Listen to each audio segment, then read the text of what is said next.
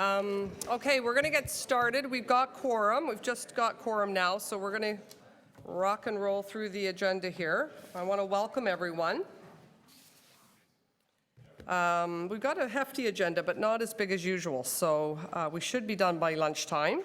And we've got some deputants here to participate in the process.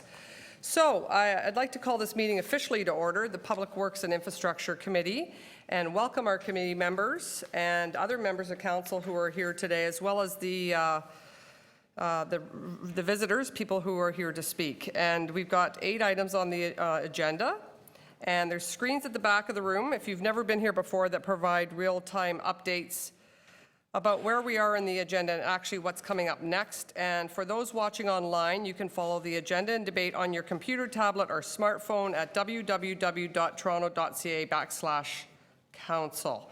Are there any declarations of interest from committee members? I see none. Confirmation of minutes from last meeting. Councillor Lee, thank you very much. All those in favor? That carries. Thank you. And we're going to run through the agenda now. So we'll start with PW 16.1, non-competitive contracts with FL Smid Inc. for proprietary parts and services for Toronto Water Humber Treatment Plant. If somebody want to move that? Councillor Lee will move that. All those in favor? Carried. PW 16.2, non-competitive contracts with Cancel Survey Equipment Incorporated. Would someone like to move that one? Councillor Holiday's moving it. All those in favor? That carries. PW 16.3, contract award for tender 48-2016 Ashbridges Bay Treatment Plant. Those are just about upgrades. Councillor McMahon is moving that. We're all taking turns. All those in favor? That's carried. 16.4, amendment to purchase order number 6039080 for engineering services for construction contract administration for the odor control and process upgrades at Humber Wastewater Treatment Plant. Councillor Lee moves that. All those in favor? That carries. Okay, so PW 16.5, I believe we have a deputation for that, correct, Councillor? I was going to say Councillor Caesar. I like that. I'm going to change your name. Yes, we've got a deputation on that. PW 16.6, sewers and water supply bylaws 2015 compliance and enforcement annual report. Councillor Lee will move that again. All those in favor? That carries. Excellent. And then PW 16.7, compostable, I can't say that, compostable coffee pods. And we have speakers on that one, so I'll hold that in my name. PW 16.8, extending the parking pad moratorium to areas outside of the former city of Toronto. So you want that held. All right. That's a bit of a long story because there's actually not a report before us, but. And then Councillor Fracadakis did text me about a item she would like introduced. Has it been circulated to? Yes. Okay, so then Councillor McMahon, do you? Right, and I spoke to Councillor Fracadakis as well. It's a great idea. I just think we should refer it to staff because I know the TDSB has a whole new policy around parking. Bicycle parking at schools, and I don't want to overlap on theirs. I'd like to know what they're doing so we can complement theirs. Excellent. So that's efficient. Thank you for that. So Councillor McMahon is referring it to staff for consideration. All those in favor? That's carried. Okay, so that item is done. So we're going to go back to the item PW 16.5. 1145 Ossington Avenue traffic control signal conversion, and we have 2 or 3 speakers on this. Alexandra, would you like to come forward? Welcome. You have just come forward to the seat right in front of you, and you've got 5 minutes. So if you just sit down and get comfortable and push the button in front of you, there's a little mic there, and I'm gonna time you with this clock so you can keep an eye on it, and you have 5 minutes. Go ahead. Welcome. Hi. Good morning. My name is Alexandra Kutramanis. I am here today with my mom, Olga Kutramanis, sitting behind me, and my neighbor, Mrs. Margaret Giorgio, sitting right there. We collected a petition just a few days ago, and I would like to read the petition to everyone. We, the residents of Ossington Avenue, Toronto, living in the vicinity of the new development at 1145 Ossington Avenue, oppose the relocation of the existing mid-block traffic signal control as it has been proposed by Dunbar Homes and Councillor Joe Mihevc. The traffic signal location as it exists has served the community favorably, allowing safe crossing to desired destinations like the bus stop, side street, markets, parks, and located close to on DuPont. Relocation will cause many new unnecessary conflicts and difficulties for existing residents as well as new safety concerns. For example, decreasing street parking spaces, which are already not enough to serve the community. It would make it difficult for cars to stop to pick up and drop off residents, especially the elderly, in homes that are located at the new location. It will also create air and noise pollution, degrade quality of residential life, and affect the property values of homes close to the new signal. There will also be a greater safety concern as people will be encouraged to cross the street without walking north to the new locations as it will be too far away from the bus stop, the street, giving access to markets, parks, and the main street, which is DuPont. And we have collected a total of 23 signatures, which represents 18 homes in very close proximity to the new location. I just wanted to show you on the screen. Can I show pictures? Sorry, I'm not sure how to show the pictures. Oh. Okay, these are the homes right across the street from me, and I just want you to show you what the size of the lots approximately are, which is quite small, anywhere from 16 to 20 feet. This is where the traffic signal is at this point, just south of me. And this is where the new road to the new development is. And the traffic signal is right there, and the bus stops are right there, and DuPont is just south of here. This is where the new proposed traffic light is supposed to be. This is the property line between myself and my neighbor. And this is where the proposed new light will go. After talking to the Transportation Department and taking my concerns into consideration, the pink lines represent how far they moved it away from that midpoint, which is about 1 meter north. This is, however, how reality really is. This is me turning into my parking spot right at the point where the traffic signal is going to be. This is a very narrow traffic pad, and this is the kind of curve that I would take in order to enter my pad here. Now, compounded with this, I have a special situation in that I have a severely disabled autistic son who has very antisocial behavior and will exhibit those behaviors to passerbys and people who are on the street, and it has been a problem for me ongoing. He is 19 years old. He looks for reactions from other people. He does not want to hurt other people, but he doesn't understand that spitting at other people, for example, is unacceptable, and he might get retaliated on. So he will have access to anyone who is sitting in that corner before I even have time to park and get out of the front door and go and get him from the back seat. So this will be a very, very difficult situation for me, as my son, as I said, is 19, and we are in and out of the home very frequently for activities, life skill outings, school, job, volunteering, and that sort. Also, the sound situation that will be existing there will make it unbearable for me personally, as he is autistic, as I said, and severely developmentally delayed. The lights have an accompanying beeping sound to facilitate crossing of the visually impaired, and that constant sound that will be heard will be very aggravating to him. It will also promote him to hang around on the porch and watch and talk and disrupt the people who are waiting to cross, and therefore be a negative impact on their safety as he will obviously act out and draw their attention to him. So that is my own personal situation, in addition to everything else that I brought up about the neighborhood and the difficulties that this relocation will cause to everyone living there. We have lived there since 1979. Other people have lived there for 50 years or so, and this is a difficult situation. Thank you very much. Councillor Palacio has a question, and then I'll move to you. Thank you, Madam Chair.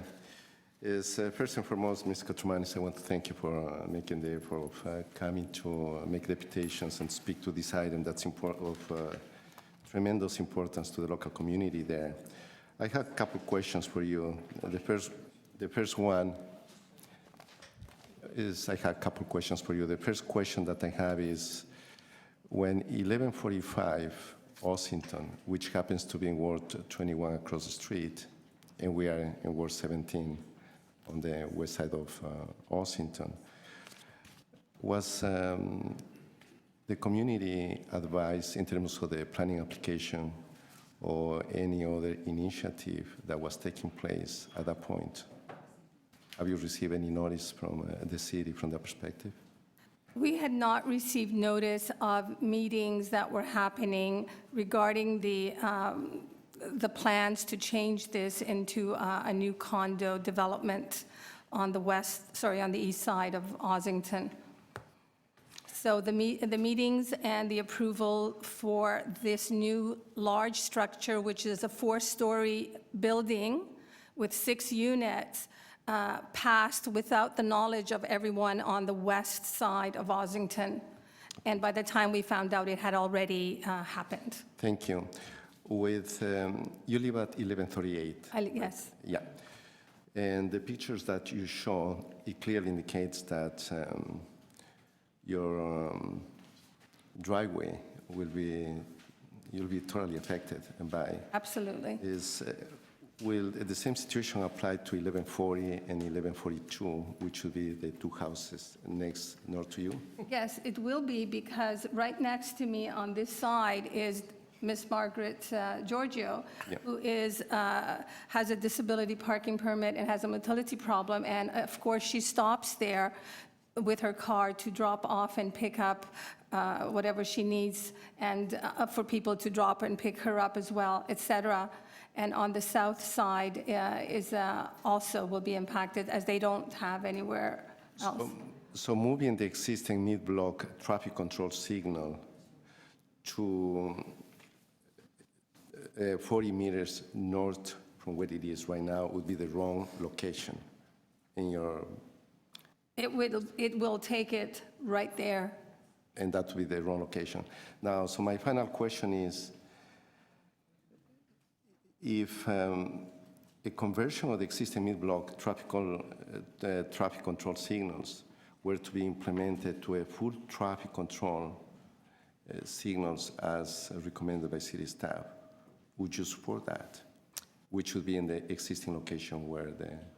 We and the neighbors that signed this petition all support that the existing light remain where it is and that it possibly be turned into a T intersection type of light and stay where it is. The location that it has in front of the church and on the other side in front of the lot has the least impact in the community as a whole than moving it closer to the more densely populated areas.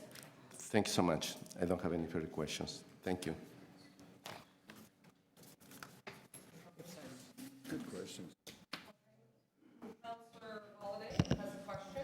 Thank you for coming to speak to us. I just want to be really clear, because I've got a map in front of me. This is, I don't expect you to see it from here, but this is the city's report, PW 16.5, and this is attachment number 1. The recommended intersection is a T intersection across from 1126 and 1124, which is just north of the church.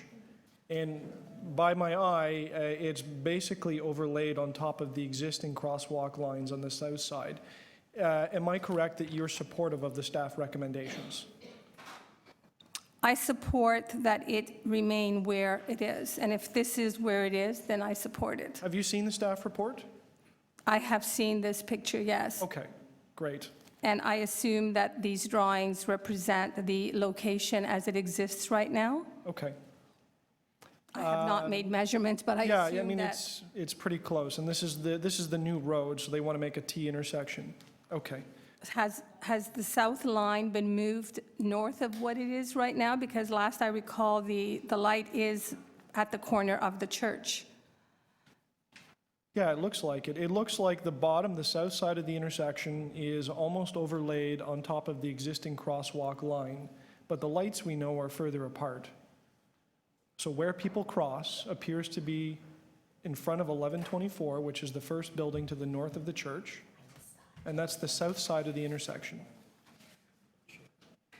That's according to the map. I got to make sure these maps are reflective of what's proposed. I see a nod in the audience behind you, but I got to be clear on it. Like I said, I assume that the maps are Okay. accurate of the existing traffic light. I have not made measurements as to where exactly it Okay, is. fair enough. Thank you. Thank you. Okay, thank you very much. Those are all your questions. Our next speaker is Crystal. Welcome, Crystal. So same drill, 5 minutes. You speak into the mic, and then there may be questions for you or may not. Sure. Go ahead. So I'm actually in riding 21, which is Joe Mahavic's riding. I'm not certain he's here today. But I am directly across from the last speaker. I have a house on 1149 Ossington Avenue, right beside Dunbar's new development, directly beside it. I do not have a car pad. I do not have a garage. This light system would impact my family. I have 2 small children who I take care of. I stay home. I will no longer be able to drop off my children, drop off groceries.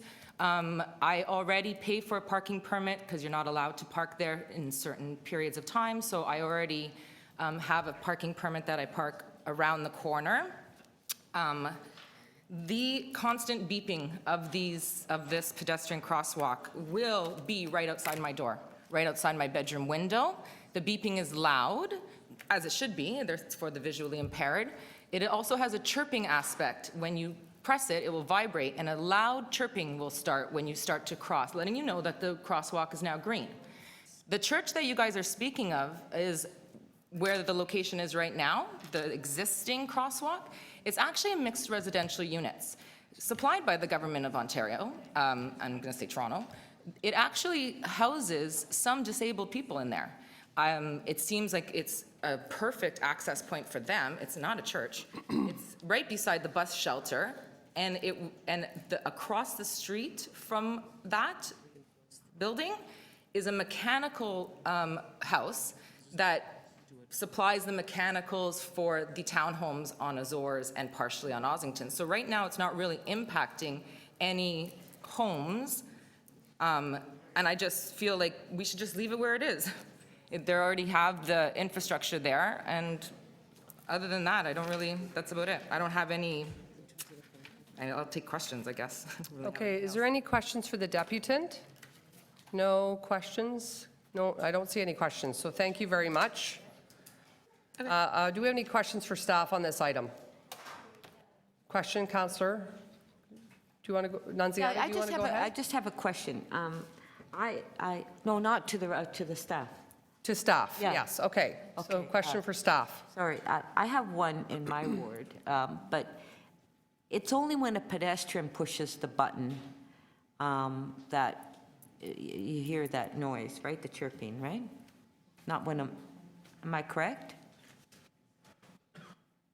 It's not for motor, it's just for pedestrians, when they push that button. Through the chair, yes, that's correct. So when it's motor, it doesn't change, it's just the regular traffic light? That's correct. And just to clarify, as Councillor Holliday was suggesting, the proposal in front of you in the staff report is for the crossing to remain in its current location, but for that location to be converted to a signalised intersection. Okay, thank you. Okay, thank you very much. Any other questions for staff? Councillor Palacio, go ahead. Thank you, Madam Chair. I'm not sure if we have anyone from planning, but My question is that on Ossington Avenue, we have the boundary line where the west section of it belongs to the Etobicoke Community Council. And on the east side, that belongs to the Toronto East York Community Council. So my question is in terms of planning applications, when you have something that may affect an entire community, not only one single site, what's the process of dealing with that? Should the item go to the planning and growth or just to the local community council where the application is?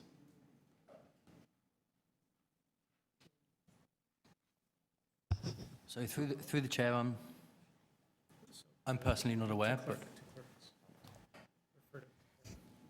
If the project is solely within the community council area, it traditionally goes to the community council area where the actual project is. It has to be in the actual community council area.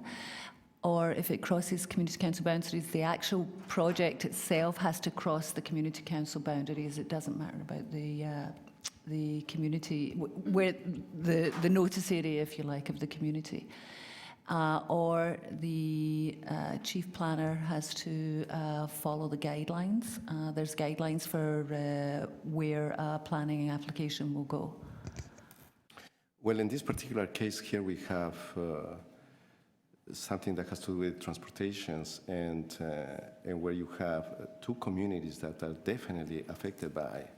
So in terms of process, there is something fundamentally wrong, the way I see it, that an application would be considered without any consultation whatsoever with, even with the, I'm not even sure the Transportation Division from the Etobicoke Community Council was consulted with. So it seems to me that there is something that's wrong with that. I don't know if there is an answer to it. If not, probably, Madam Chair, I think this is something that all members of council we are affected by in this particular situation, like where we have planning applications that members of council, we have every right to be informed. Our communities have every right to be informed, and we're not being informed in cases like this. So I think that there is something wrong that we have to address that probably at City Council through a notice of motion or whatever.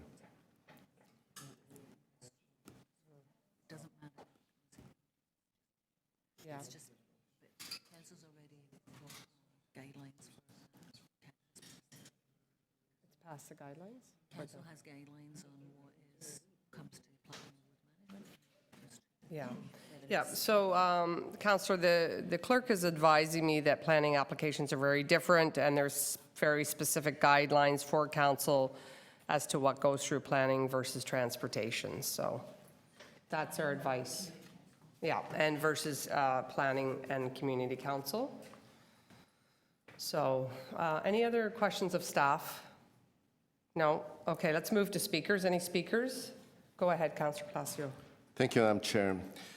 First and foremost, I want to thank my constituents and also the deputant from Ward 21 for making an effort to attend this meeting. I do support the conversion of the existing mid-block traffic signals to a full traffic control signal as it's proposed in the recommendations.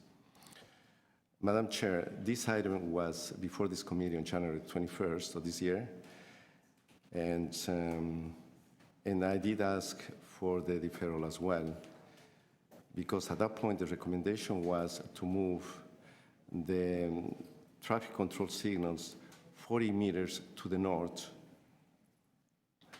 and which would affect 1138, 40, and 42, and so they had negative impacts in terms of the relocation of that.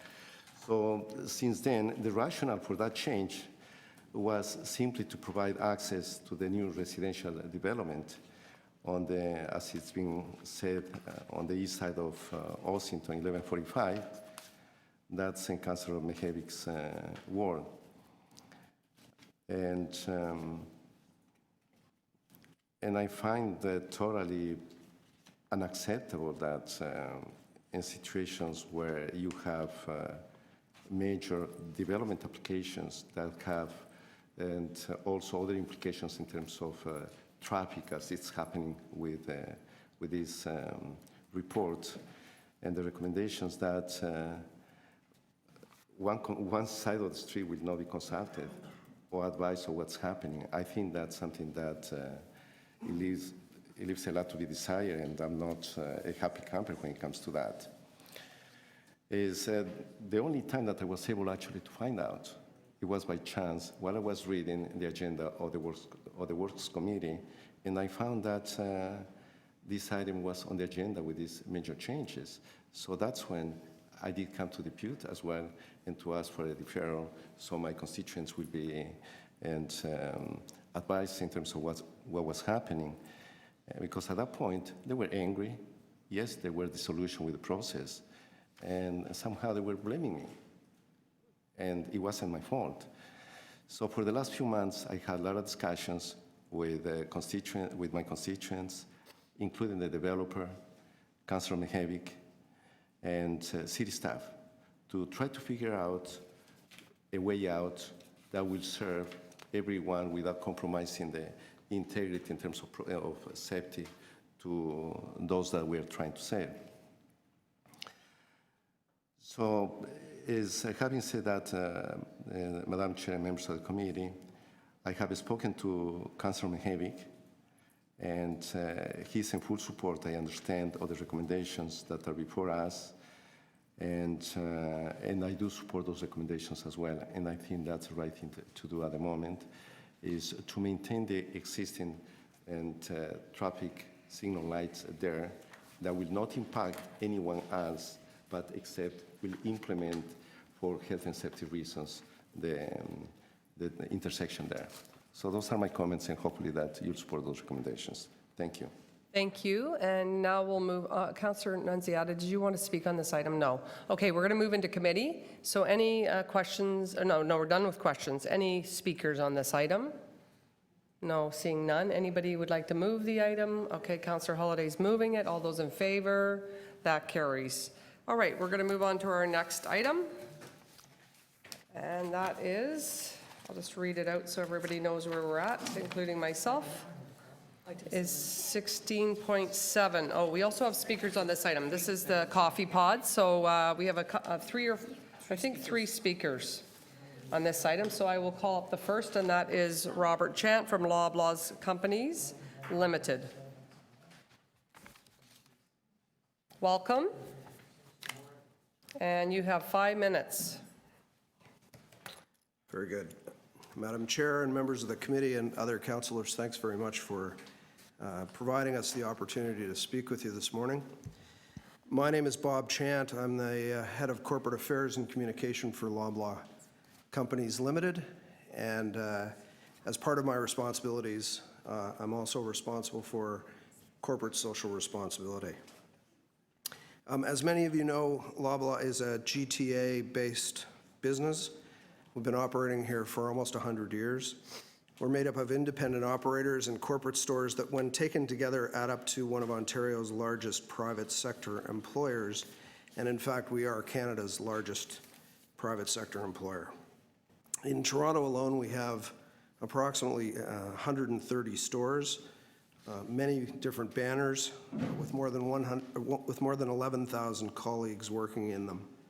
Our company has a long-standing commitment to ensuring that we are a positive and collaborative partner with governments across Canada, and we appreciate the opportunity to work together on making President's Choice compostable pods a Toronto-based environmental success story. Tied with Mountain Equipment Co-op, we were recently selected as Canada's most trusted brand with President's Choice. President's Choice is a brand that's known to customers as innovative and responsible, meeting their needs and often leading the industry. The brand is on top of trends from more organic options, less sodium, healthier choices, or more multicultural choices. And we have a long history of environmental stewardship and green product development with President's Choice. It's because of our shoppers' concerns about the massive environmental impact of single-serve coffee pods that we sought out a better way, and to that end have partnered with Toronto-based Club Coffee and the University of Guelph. Now, we're tremendously excited about compostable pods and the opportunity to partner with great cities like Toronto to move the whole sector forward towards compostable and out of landfill. Some of the speakers who are going to speak next will provide more details about the benefits of the pod and exactly how they work and how it was developed, but I want to leave you with the following sentiment. We are absolutely committed to making this work in collaboration with municipalities. We come in peace. This is the exact kind of discussion and motion that we'd hoped would be spurred by the launch of the pod. Both prior to and following the launch, we've had great feedback, both from Madam Chair, from yourself, as well as staff, and we appreciate the ongoing positive relationship that we have with the City of Toronto. Better than most, we understand how tricky something like this can be for any municipality, but we remain convinced that if industry and government lean into this, we have a real chance to make a significant leap forward on what to some may seem like a small issue, but it represents tremendous progress in our efforts to reduce waste going to landfill. And my confidence is rooted in the recent successes we've had and Toronto has had with very similar issues.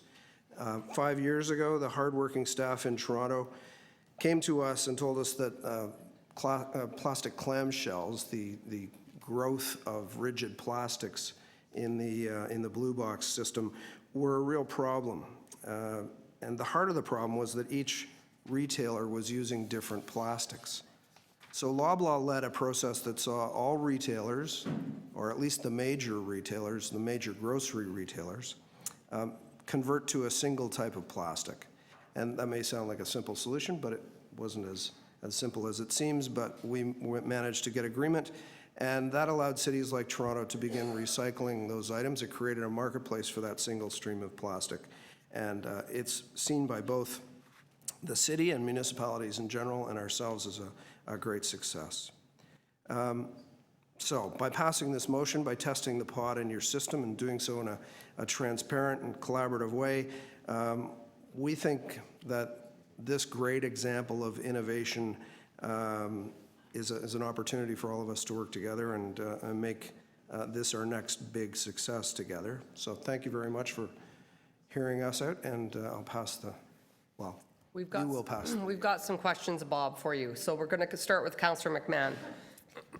Thank you very much for coming in, Robert. And so you're saying you come in peace. So your Loblaws is good with the recommendations that are put before us? Yes. Right. And then you're saying other municipalities have done this? Yeah, I'll let, I think Claudio, who will be speaking next, speak specifically to Okay. which jurisdictions, but places like New York, San Francisco, Camrose, Alberta, Orillia are all welcoming this innovation. Okay. And then Loblaws is still going to promote other coffee brewing measures that might be more eco-friendly than the single serving. You're not giving up on that? No, look, our hope would be that everyone moved to this compostable format. We think it's the long-term solution to the challenge. But we are, if nothing else, a company that offers our customers choice. So until we get some momentum significantly behind this, we'll continue to offer a Okay, range thank of you. options. One from Councillor Holiday. Thank you for coming in today. I'm excited about this because I have one of these machines at home and it pains me every time I throw one of those pods out, especially after my involvement on Public Works. But what I worry about is if maybe one of my kids is helping out in the kitchen and they get confused between what kind of pods are recyclable and, compostable versus which ones have to be thrown in the garbage. And I wondered if there was any flex or some willingness to go that extra mile to help us communicate to people the difference between the pods. I don't know what it is, if it's color coding them or putting some extra labels on the package, that if they prove to be something that works in our system, that we're really clear with people, these are good and these are, I mean, we'll do our own efforts with the city, but to have a retailer as somebody willing to work with us to make sure that the consumer at the end of the day, at the end of the chain, is putting the pods in the right bin is a big help. We don't want to spoil the system that we've got. We've got a great compost system that produces organic output, and extra plastics in there from the non-compostable pods are a worry. And I just wondered if you could respond to that. Well, thank you for the question, Councillor. It's an important one, and we recognize that challenge. There's no question. So the simple answer to your question is yes, absolutely. Yep.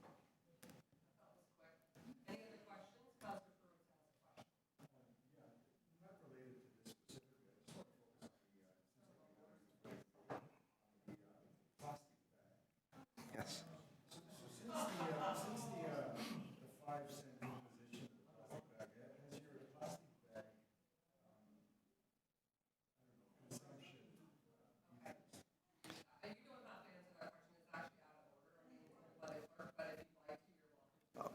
I'd love.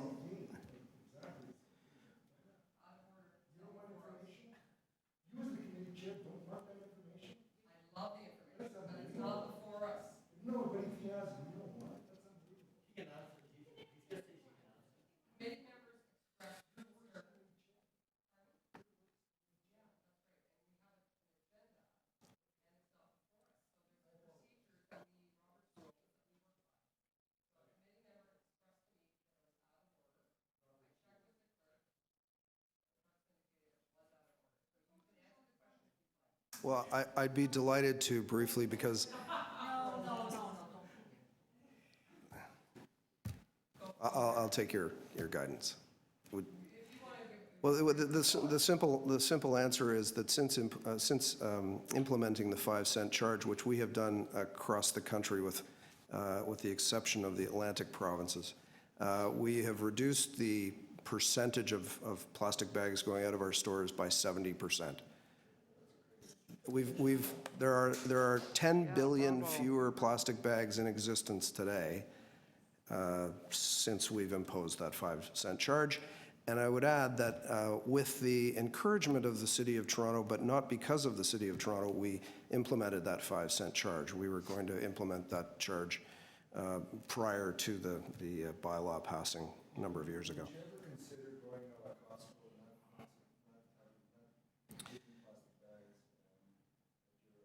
We have a handful of bagless stores. That's been a challenge. It's easier to implement when you open new stores, and because we have such a large footprint now, we're opening fewer new stores than some others, but it's been met with mixed results, and it's often, at the risk of encouraging more regulation, a level playing field's more of interest to us, and so if we choose to charge the 5 cents, that's seen as less of an imposition to our customers than a complete changeover, but we are open to that sort of an approach as well. Thank you very much, and we're going to move on to our next speaker, and that is Claudio, from Coffee Club Coffee. And then we have one more speaker, Sherry, right after this. So you've got welcome. Thank you. Would it be okay if I just passed around some? You know what? Somebody from the clerk's staff will do that for you. Yeah. Just wanted to make sure it was okay. That people can touch and feel what we're talking about. We'll facilitate that for you.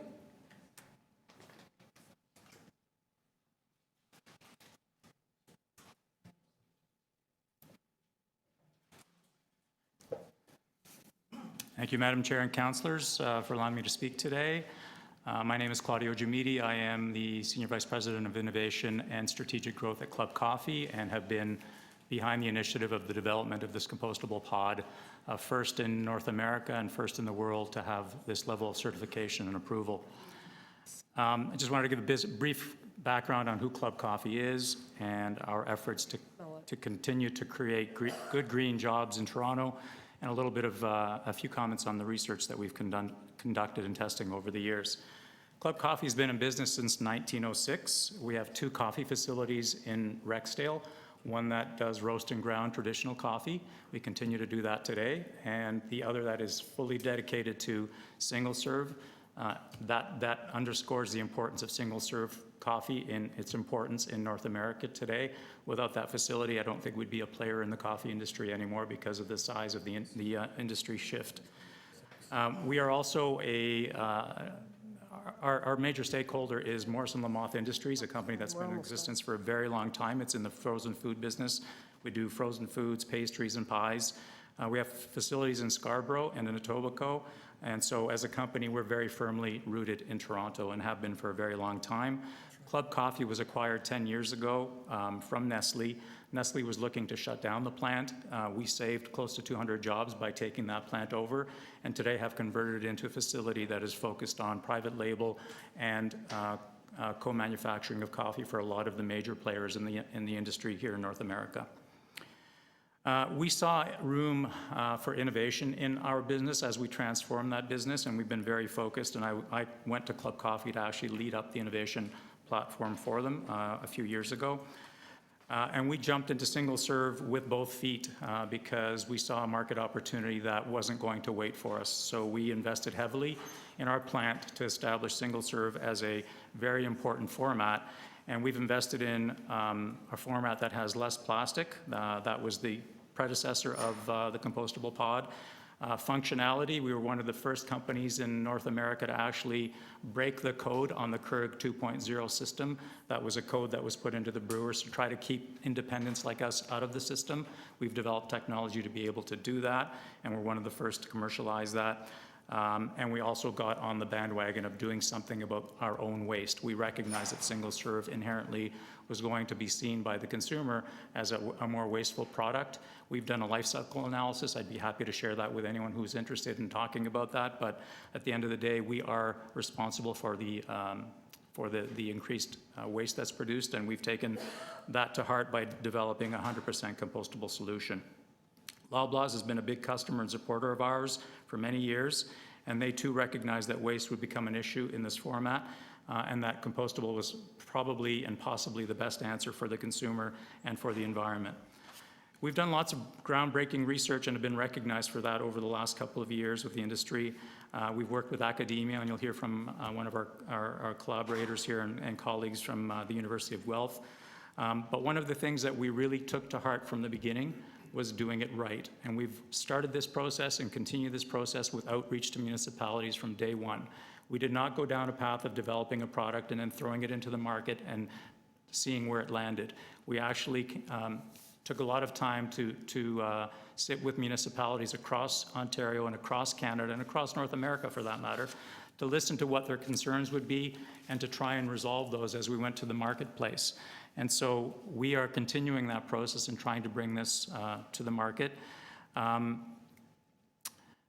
Many of the municipalities in Ontario and other parts of Canada have tested this pod and have shown that in most aerobic systems, this pod breaks down very effectively. And I would underscore that by saying in well-managed facilities where good compost is being produced, we've had no failures really to speak of.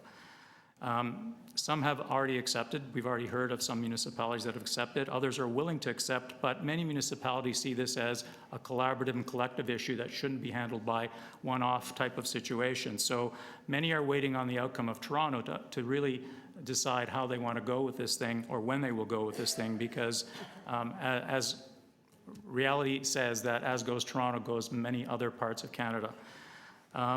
We've had 3 discussions with Toronto in the past. We met with them about 2 years ago or a year and a half ago.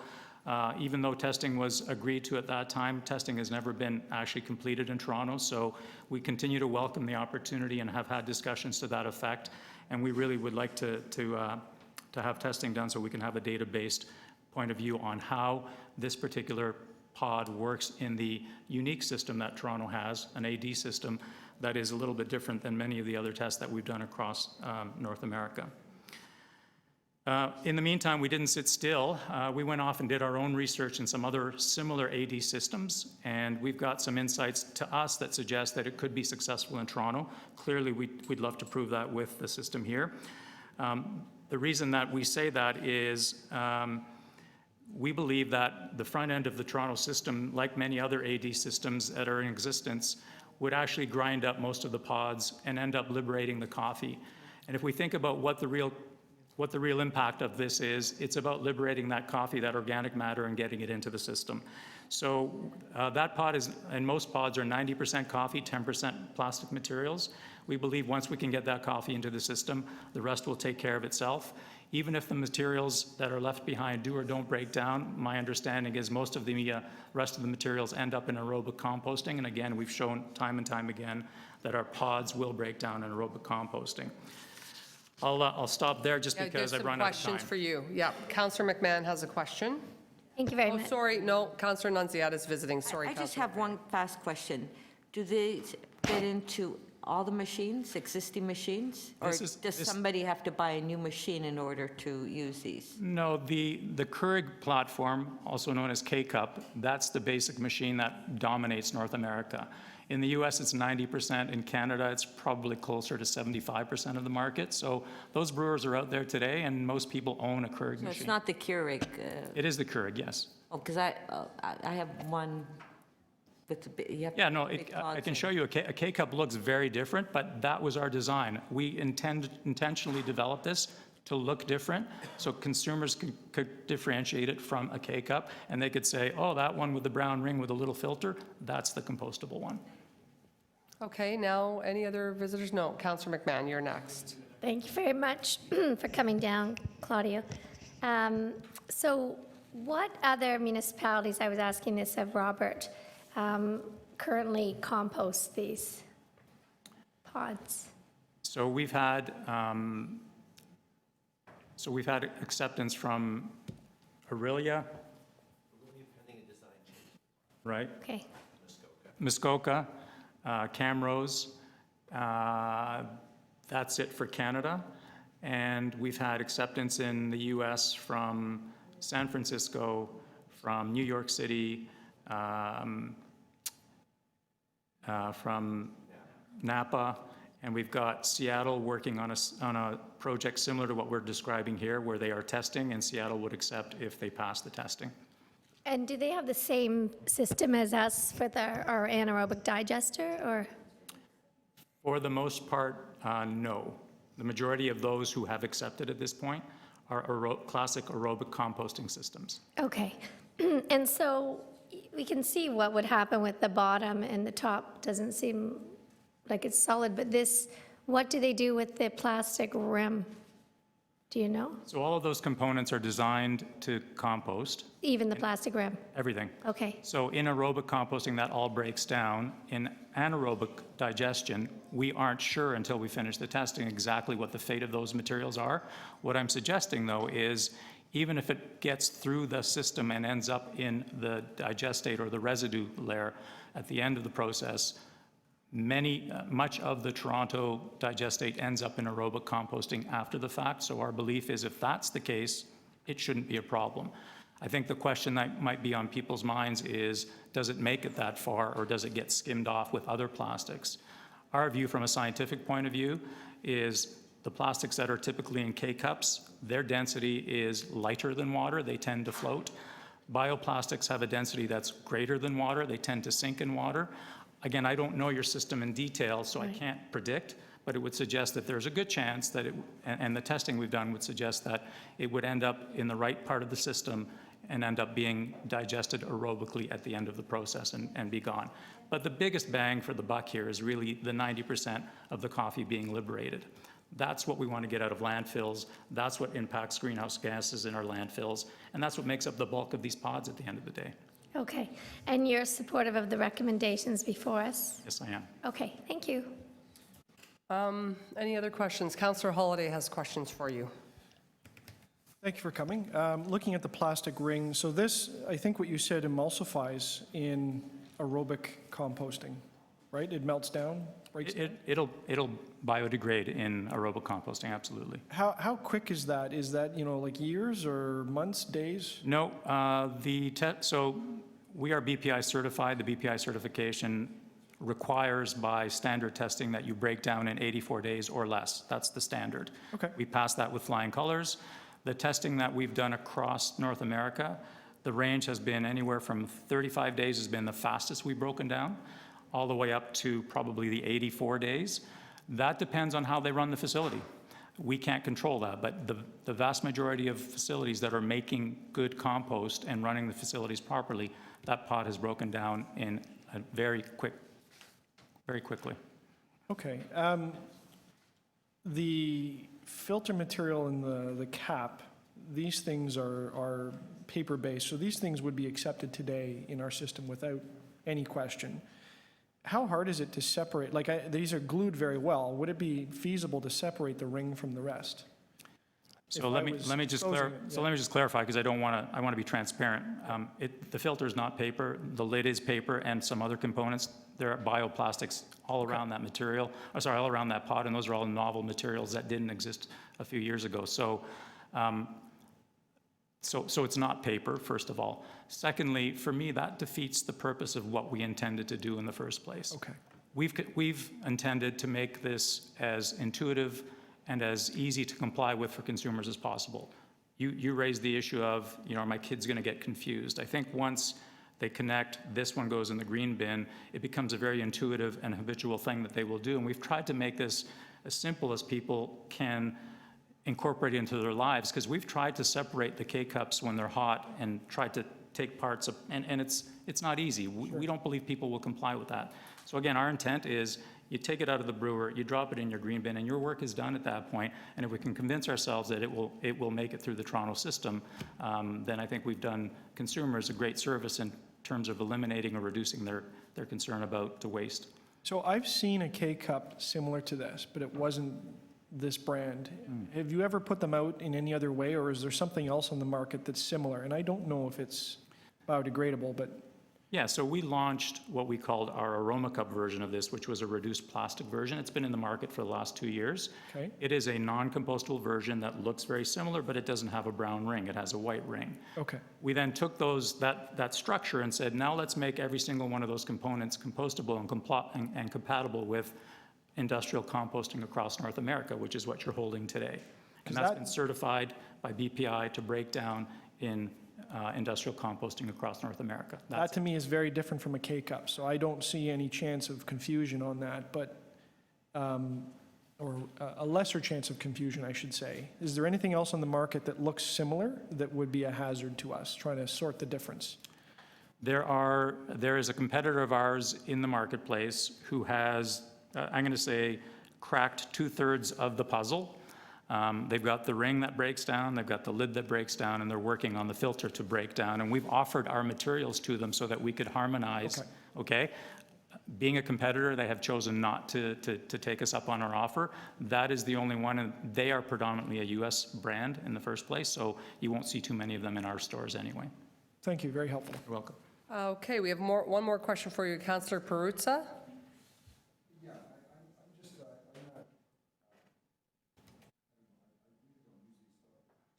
Widespread is the use of this stuff? When you say the single-serve format itself? What does this go into? What kind of a machine does like a coffee maker, does this? So that goes into a Keurig brewer. A what? A Keurig brewer. Keurig has become one of the biggest coffee companies in the world now. And in Canada, that is the #1 selling format in coffee today. So it used to be beans or ground coffee, no more. That is the #1 selling form of coffee today. In the US, it's #2, but growing very quickly as well. So across North America, this is a force that we have to deal with if we're going to be realistic about the waste that's associated. And I'm assuming that it's because it's convenience, right? It's just... 100%. 100%. And if you think about it... no time to make a coffee anymore, to smell it. But if I want to have a Tim Hortons, or I want to have a Starbucks, or I want to have my favorite brand of President's Choice or whoever, I can put that in my machine in the morning. In 55 seconds, I can have a cup of coffee. I'm out the door. It's that simple. I don't have to wait in line. I don't have to, I don't have to drive through a drive-through. I mean, it's convenience. Yeah. And it makes a decent cup of coffee. Because if it didn't, people wouldn't have gravitated to it. It has to make a decent cup of coffee. Any other questions? Okay. Thank you very much. We have another speaker. Our next speaker is Sherry Cox. Welcome, Sherry. Again, you have 5 minutes, and there may be questions for you at the end.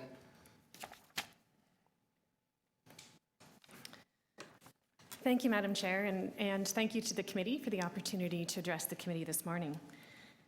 My name is Dr. Sherry Cox, and I head up Research, Innovation, Knowledge Mobilization at the University of Guelph, and we're very pleased to be here.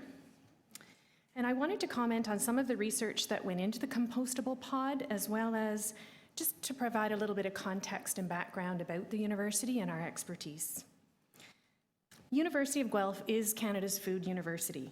We have a strong research reputation as being one of the most inventive universities in our country, especially in bio-based substances and products.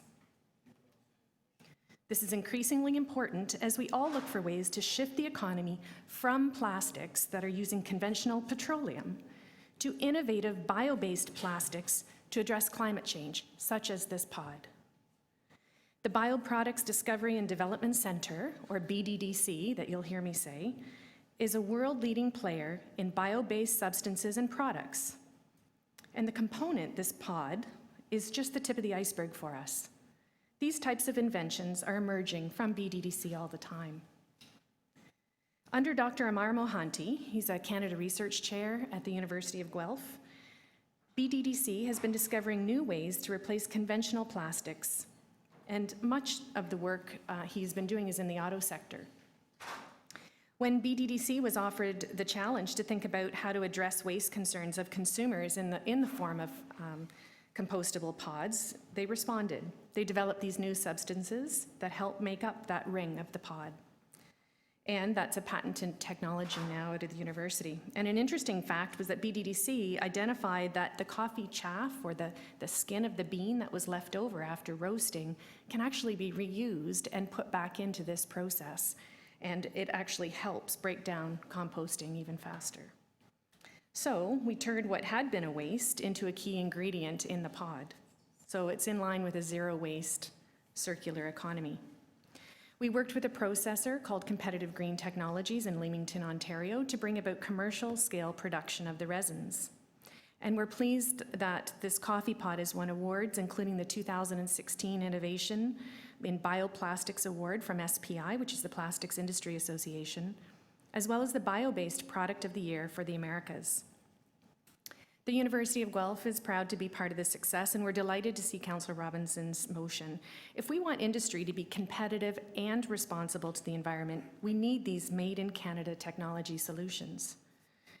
And as Canada's food university, our focus is not only on how much food we produce, but on how we produce that food in a sustainable manner.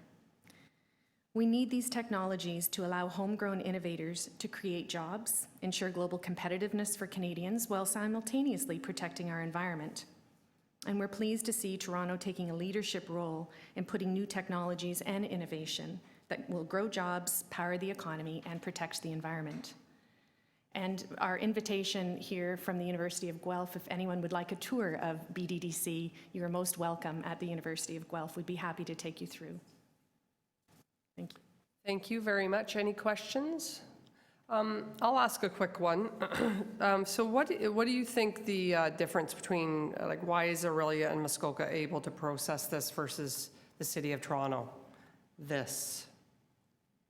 So that's probably not a question Okay. for me per se, but I could defer, perhaps Claudia. No, I'll ask staff. Okay. I'll ask staff, because we've moved on. All right, that's great. Thank you very much. There's no other questions for you. And so we're going to move to questions of staff.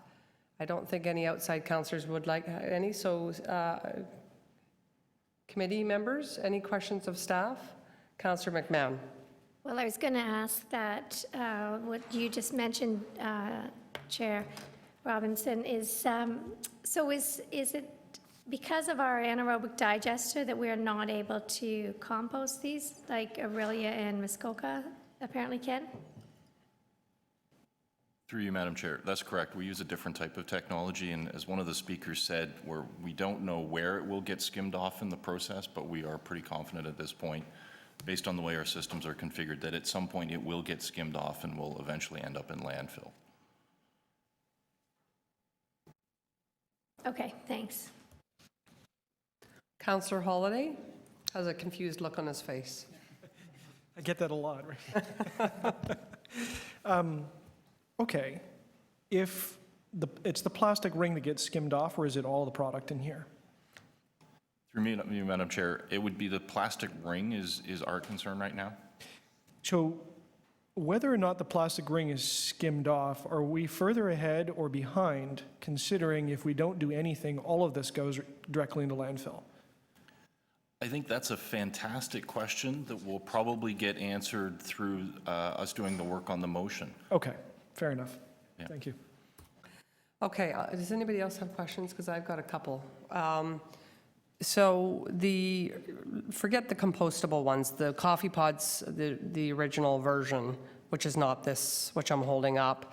Tell me how there's some people who think, oh, maybe I could rip it all apart and address the recycling piece of it, the environmental piece of it. So walk us through the traditional coffee pod and what you would have to do to properly recycle that, or if it's not even possible in Toronto, just so everybody's clear. Right now, if you take a traditional coffee pod, it's basically three different components. There's the plastic cup, there's the organic material that's inside the plastic cup, and then there's a foil top on top of it. So that's essentially three different products, and through our recycling systems, we would have to manage that as three different products right now. The organic material inside is certainly compostable, it's digestible. Our facilities can manage that organic material inside. The foil, we may be able to recover, although because it's so small and thin, it would be hard to recover at our recycling facilities.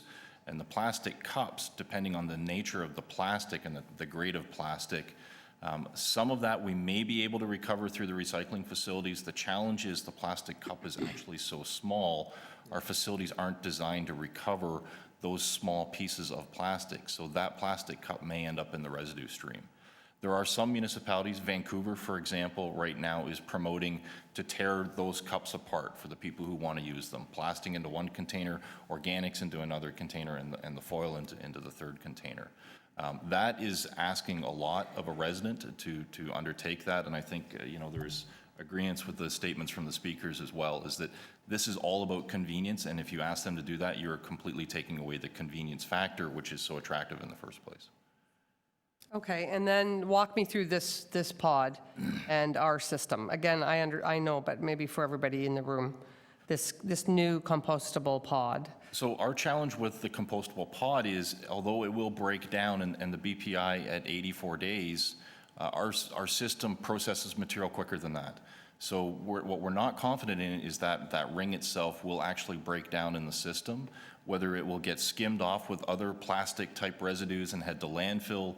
It may end up in the digestate. What does that do to the quality of the products we're producing? There's a lot of unknowns with this new product right now, which I think, the motion is a good one to allow us to go away and research some of these impacts, understand what the environmental implications are, what the financial implications to the city are, and come back with a more concrete answer. Okay. Okay, and just back to the original pod, it's really you're saying the small bits, meaning the foil and the plastic in the original pod that are problematic because they're so small. Correct. That's one of your issues. Okay, that's very clear. Thank you very much. Speakers now on this item? Any speakers? No? Well, then Councillor McMinn? Oh, Councillor Perruzza would like to speak. Basically the report and the recommendations in the report and moving forward. And I just thought, I guess I live in a different world. I don't know this stuff. I don't know the coffee makers. I love my little espresso machine in the morning. It's like it's like a $30 or $35 little thing like that, right? And just put some water in it, some coffee. I love opening the coffee, smelling it. I'm always, trying to scope out, a corner place that has one of the old big espresso machines, right, where I can have my little espresso in a ceramic cup and actually smell it as I'm having it. So I'm not in tune with this. Thank goodness, right? Because I really do like my coffee, and I like opening a fresh sort of bag of coffee, right? And just kind of like when it puffs open, you get like a whiff of that coffee, right? And you just get, and then I like blending them, right? Different types of coffee, mixing them up a bit, and see what I can come up with. What about a It's scone? just, Do you have a scone with that? And I'm not a Starbucks guy. I'm not a Tim Hortons person. They wouldn't do very well on account of me, and I'm most definitely not this, right? So, but I get it. I get the convenience component to it. 55 seconds, right? Like you're 55 seconds in, out, gone, boom, right? And I guess my problem with that is you really don't get to smell the coffee in that 55 seconds, I don't think, right? And really get to enjoy it in the way that you should enjoy it. So I will support the report, and I'm somewhat chagrined that where convenience is taking us and our susceptibility to it. But yeah. Would like to speak next. Thank you. I think you're in coffee sales or something over there. I don't drink coffee, and my husband roasts his own, but I know that this is very popular, and the convenience is important for people. So I just want to thank Chair Robinson for bringing this forward, and all the stakeholders, Loblaws and Coffee Club and University of Guelph for taking the time today and coming in and being willing to work with the city, with our very competent expert staff on this. And I'm hopeful we can figure out a good solution. I just do encourage people to still use more eco-friendly measures than the single serving if they can. I don't want us to lose sight of that in amongst all the convenience. Thanks. Okay, we've got another speaker, Councillor Holiday. Thank you, Chair, and thank you to the deputants today. When I said I have one of these machines, I'll be clear, it's for guests when they come over. I don't get to enjoy these every day, but I do appreciate what's been done here, because it's always pained me when I have to throw those pods in the garbage once they're used. So I'm excited about this. Fingers crossed, we find a way to make this work. But what wasn't mentioned a lot was that this is a Toronto-based business in Rexdale. And I think that's part of the story here that's really exciting. It may be an iterative process, and I'm hoping that the companies involved will work with the City of Toronto to fine-tune this, to make this perfect. If it isn't already, we don't know. But this is exciting, and it is something that will divert some awful waste out of the stream. And good luck with it. Okay, and I'll just say a few words if no one else is interested in speaking on this issue. First of all, I'd like the clerk to put the motion on the screen so it's in front of everybody.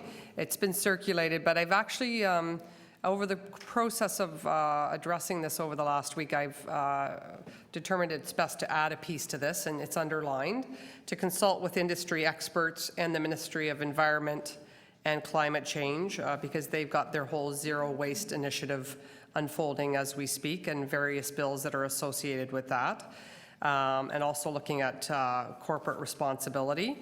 So I think this is an important addition to this motion, so we can also hear further from people, like people who spoke today, gives them an opportunity, and I would deem that certainly Loblaws and the University of Guelph and Coffee Club. Is it Club Coffee or Club Coffee? I'm sorry. Yes, I'm sure it does. Club Coffee would all be part and parcel of that stakeholder work. And I know, to be very fair to these organizations, they did come and meet with me, certainly over the last couple of years, have been talking about this launch and this desire to make this happen. My understanding is, and I don't know if it's true, but the K-Cup creator was not very happy with his work. He regrets that he created the K-Cup because of the negative environmental effects. And it's very good to see a Toronto-based company, Club Coffee, tackle this issue and trying to do a good thing. So I think the intent is definitely excellent. The problem is that our current infrastructure can't process it. And so I just want to be very clear to say, Loblaws, we're all very aware of your corporate social responsibility. It's unprecedented. It's very impressive. And when I think, in my opinion, City Council determined not to proceed with the 5-cent tax on the plastic bag, I think that was a foolish decision. You kept doing it and have gone even farther with that. And I sent you a thank you note after that vote because you kept doing what was the right thing to do for the city and for the country and for the world. So I do hope that it's now in order, yes, because I've decided that. Listen, if you can get away with it, so can I. So I think hopefully Club Coffee and Loblaws and University of Guelph, which I'm an alumni, and it is a very innovative institution, impressive institution, University of Guelph. I think you can all be champions of the long-term solution on this, and we're looking forward to working with you. But having said that, currently they are, as we've heard from our general manager, heading to the landfill sites, and so that's something as a committee we would like to see altered. So that's all I'll say, and ask the committee members to support this motion before us with the amendment. All those in favor? And that carries. As amended, that carries. All right, that is our second last item. We're moving to our last item. We don't have any speakers on this item, and I do want to give a little bit of background on this so everybody's, because it is very confusing. Almost everybody's confused by this parking pad motion. PW 16.8, the parking pad moratorium, and looking at also illegal parking pads, which Councillor McMahon had put forward, was due to come back. The placeholder was for this meeting. Staff, for a number of reasons, even though this was put forward in January of 2016, staff did not have time to actually write the report. So what's before you is actually simply what went to council from Councillor Carroll and Deputy Mayor Denzelman and Wong. They recommended that a report be written on this. Then it came to PWIC, and PWIC determined that it come back at the October meeting. That didn't happen. The report was not written, which I'm a bit disappointed with, I have to say. But there is a lot of pressure in this on these divisions. Currently, there's not a general manager, as well as there's, if you look at the list of reports that was given to us 2 committee meetings ago, it's quite extensive. Here's a copy of it, if you haven't seen it. So what's happened is the clerk determined it was supposed to be at this meeting, and so we've basically got the old report or the old non-report before us.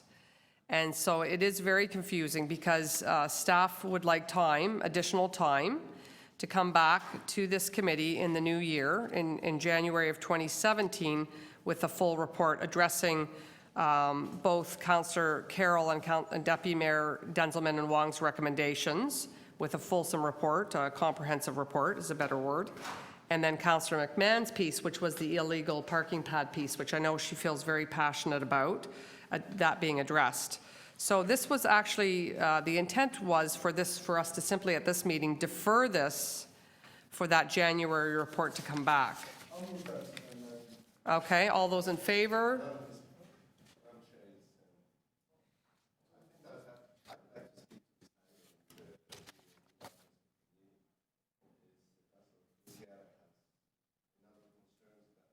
We have a number of concerns, Madam Chair, that I would like to speak to it. And for those of you who are not familiar with it, on May 30, 2006, there was a joint committee meeting between Planning and Growth and the Works Committee. Councillor Carroll, she was the chair of it, and I was a member of the committee as well. So I have quite a bit of information in terms of what has transpired. What's happening here, literally speaking, is creating more confusion than anything else, and also and wasting the precious time of city staff on something that it's been dealt with over and over again, and it's been dealt at city council.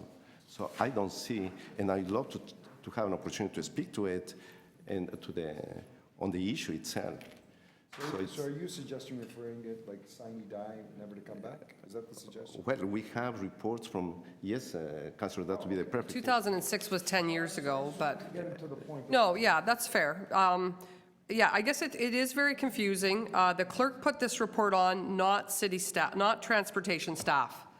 So transportation staff did not have the time that they needed because of this list of reports that I'm gonna hold up again. So, Madam Chair, his disagreement is just simply he'd like for us to refer it nebulously for it never to come back. That's his Well, request. So no. let's move on. Yes, that, so he's, and also, yeah. So somebody have that motion? Okay, so Councillor Holliday is going to place that. And now people have a chance to speak on the deferral. Refer sine die? So now, I'm not sure what happens. Can we speak on that deferral, or? Yes, because there's nobody here. So there's two motions before you. The Councillor Perruzza moved to defer to January, and Councillor Holliday has moved to defer indefinitely, so you can... And staff also had a motion before us, right? And as part of the report. That was his defer to January. And sorry, what did Councillor Perruzza want? Defer until January? the So January you're meeting? you're moving staff's recommendations. Yeah, you're moving staff recommendations. Yeah, and Councillor Holliday is deferring indefinitely. So because Councillor Perruzza moved his first, his motion goes first when it comes to... So Councillor Perruzza's goes first. And can we speak on the deferrals? Yes. Okay. So would anybody, just to be crystal clear, we can speak on the deferrals. So Councillor McMahon, if you could speak first. So I would just like to speak on that and ask you to support staff recommendations and Councillor Perruzza's moving those. Just, I have, if you notice, number 4 in the request was to undertake a review to identify a mechanism to bring unauthorized parking pad locations with existing legal ramps into compliance.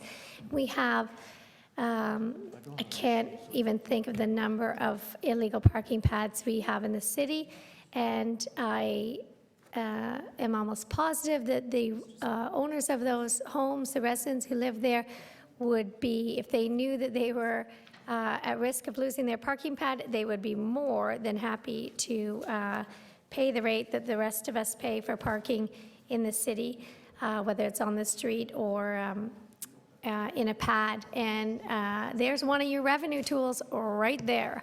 And it shouldn't be too difficult. And unlike what I read today in the paper, I am supportive of revenue tools. And here's one right here that can come to us in January. And I think it's a relatively easy thing to do to bring people into compliance and use it or lose it, pay up like the rest of us do. And so I urge you to have staff do their due diligence and figure out this idea for January and not vote to send this into whatever black hole sine die that is being recommended. Thank you. Okay, Councillor Nunziata, would you like to speak? I'm sorry if I skipped over. Yeah, no problem. And then also then Councillor Well, Caesar. I'm just asking members, and, and Councillor Perruzza just said he voted against it before too, so, why defer it for a report back? I support Councillor Holliday's motion to defer indefinitely. If North York councillors want to put a moratorium in North York, by all means, go ahead. And it should be up to the individual community councils to do that, just as we did with the 30K. Toronto and East York wanted a 30K in their community council, and they passed the motion. But to defer it for a report back, I don't know if members of council are aware that there are municipalities and communities out there that need the front yard parking pad. They don't live in areas like homes that you have in North York where they have all private driveways and they have the room to park their car. The older parts of the municipalities, like the former city of Toronto, the former city of York, all the houses are small homes. 99% of them don't have driveways. They need a place to park their car. And we are encouraging residents to take their cars off the street during the winter so they can have proper snow removal. Like North York, they have snow removal, they have windrows, and they have all that. We don't have that. But we have to look and respect the residents throughout the city that there's a need to have front yard parking paths. And I agree with Councillor Mary Margaret McMahon. The ones that have them, they should be legalized, and we should be collecting the revenue that they're not paying to the city. I agree 100%. There's hundreds and thousands of dollars that the city collects in revenue for front yard parking. But I think that each application has to be, we have to look at them individually. To put a moratorium outright for the whole city of Toronto is wrong, unfair, because we in my ward, in Councillor Palacios' ward, Councillor Doucette's ward as well, because she gets a lot of front yard parking applications at Community Council, there is a need for it. So to ask for a report on how you can put a moratorium citywide is inappropriate to put forward at this time. I don't think it's fair to all the citizens of Toronto. I think we have to treat them all fairly.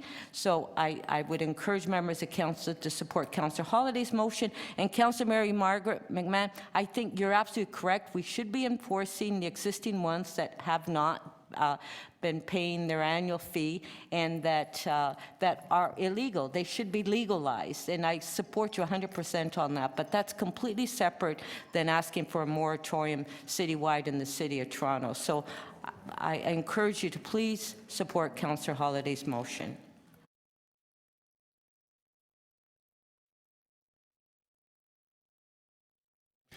Thank you, Madam Chair. I will also ask members of the committee, please to support Councillor Holiday's motion. I think that's a sensible one. I want just to, for those of you who weren't here in 2006, during the Miller administration, there was every effort made, environmentally speaking, to bring environmental initiatives which were implemented by City Council. And that was through the wet weather flow management master plan and City of Toronto and its policy as well. So within that, there were other initiatives with the downspout disconnection and a program that's citywide. And in terms of front yard parking, the replacement of hard surface like concrete or asphalt, all of that with permeable materials or eco-stone, that kind of stuff, it was one way of controlling the runoffs, and so that will allow the water to penetrate and landscaping areas. Now, geographically speaking, as Councillor Nunziata was kind of alluding to, North York, Scarborough, and Etobicoke are unique in its nature. They have big lots, big lot sizes, big homes with huge driveways that very often accommodates 4, 6, 8 cars with circular driveways and so on. So in contrast, when you see in some parts of the former city of Toronto or York, like for example with Ward 17, Ward 11, Ward 14 as well, we have small lots, smaller homes. The family composition, sometimes you have multiple dwelling units, so the need is much bigger than anywhere else. In areas, for example, in the northern part of Ward 17, as most of my residents, they work in the manufacturing industry, in the construction industry, in the service industry. People need to drive. They need a car to move on. Councillor McMahon she's right on in terms of controlling those illegal front yard parking spots that we have. And to do that, every time that we are doing the resurfacing or reconstruction of any roads, that's a perfect time actually that through City Council, that's when we go after all those who have illegal front yard parking and we force them either to comply with the municipal code 918, chapter 19, or any zoning provisions that have been adopted as well through the community adjustment. So there is some aspects that are extremely important to our constituents. Banning front yard parking all of a sudden in all parts of the city, in my opinion, that will be the biggest disservice to some people that, to taxpayers, that they are fixing their homes, they take a lot of pride on their homes, and they are paying actually a good fee, and they are making it an excellent contribution. Councilor McMahon, just I want to bring this to your attention in terms of the contribution that people make, for example, towards the tree canopy, by paying an additional $685 to plant a tree. And that's something that's extremely important to City Council as well, and we all voted for it. So there has been a lot of changes. There has been a monumental amount of work by city staff throughout the years to get to this point. So I think, environmentally speaking, we have adopted policies that make sense, that they work. We have to go after those who are illegally abusing the system, 100%, but please, let's stop with this pitting neighborhood against neighborhood, community against neighborhood, because that's what's happening somehow. And I will urge you and beg you, please, to support Councilor Holiday's motion. Thank you. Eddie. So there's a few people who would like to speak on this. Who would like to start? Councilor Holiday, why don't you go first? Sure, thank you, Chair.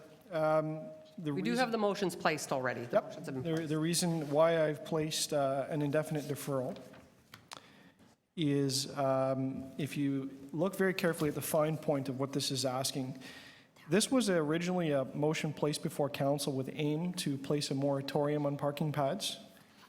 It was a member's motion, not a staff-generated one, and it has gone through the process into a staff report.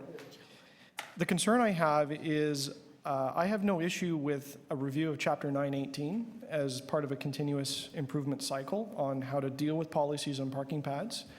I know, as you all know, it takes up an enormous amount of time at Community Council. Nothing bugs me more than when we don't stick to our own policy on that, but that is in the jurisdiction of Community Council. This is something a little further. This is a policy change with specific aim to place a moratorium. I can't support that. I would like to hear staff's advice on a moratorium. This does not direct staff to provide advice. This directs staff on how to do this. And for that reason, I reject the basic principles behind this motion, and I cannot support it.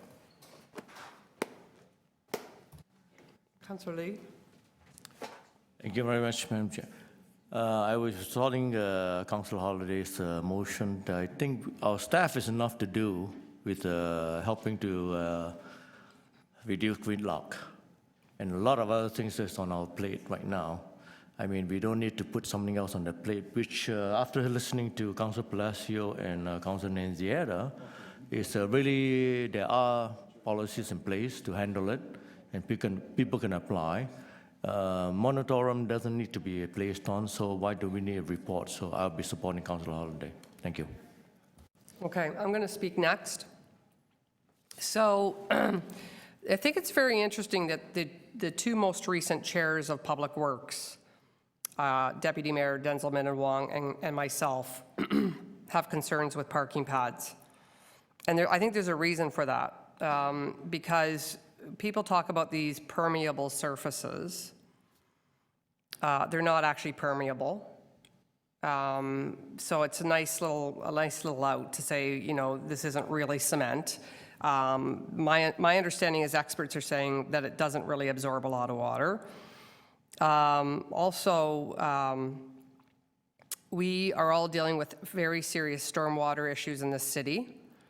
It all ends up in the lake, which is connected to other lakes and our whole system throughout the world. So basement flooding is a serious issue. We have overloaded sewer systems. We can't keep up with the infrastructure. Trees are coming down. A lot of trees are coming down to build these parking pads. So the environmental impacts, along with the heat island effect, are substantial. And so Councillor Palacio said this was studied in 2006. This is 10 years later. I think it's worthy of a report to come back and look at this. You know, maybe it's not a full ban. Maybe we just need to look at this, because what's happening in our neck of the woods is people are thinking about selling their houses, and they're going for parking pads. And it adds a significant, I'm not going to tell you the price tag, but it adds a significant amount to the value of a home. Significant. And in North York, I don't know what's happening in Toronto or west or east, but in North York, one gets approved, the next one doesn't get approved, the third one gets deferred. It's completely willy-nilly, makes no sense. And so I think we really need to study this. I understand that some people need parking pads for various reasons. I fully appreciate and respect that. But I think we need a report back, because embedded in this report is a very important part, and that's Councillor McMahon's request for the illegal pads, which again is, she's absolutely right, it could end up being a revenue tool because it's so significant that so many people are not paying for their pads. So I think to defer this indefinitely is irresponsible. It's undemocratic, quite frankly, because this is just a placeholder report. This report is not from transportation staff. This report is from clerks. And they put it in here to send a message. No, it's trust me, I know the background on this. I spent the last 3 days on it. So this is not a staff report from transportation on this issue that we asked them to report out on, which was 2 parts, to look at the impacts of parking pads, and then the second piece was Councillor McMahon's illegal parking pad piece. So I hope you'll think carefully about kicking this to the curb, because 10 years is a long time for something not to be assessed. Parking pads are being given out like cookies, and the ones that have variances that come and are appealed, in some cases, it's really not fair how they're being approved, in my mind. So I do think this is not being done in a streamlined, professional fashion. I think it's very mixed bag. And this report would give us an opportunity to come back in January, as staff have recommended. You'll see here right at the front page of this that the Public Works and Infrastructure Committee defer consideration of this item to January 18th, 2017, meeting of Public Works, so that we can get the real report, the meat and the potatoes. So I guess I'm supporting Councillor Perrutz's motion on this. No, I don't guess, I am. He moved it, you placed it at the beginning. I will continue on with moving the motion. I just don't know if I'm going to support the motion or not.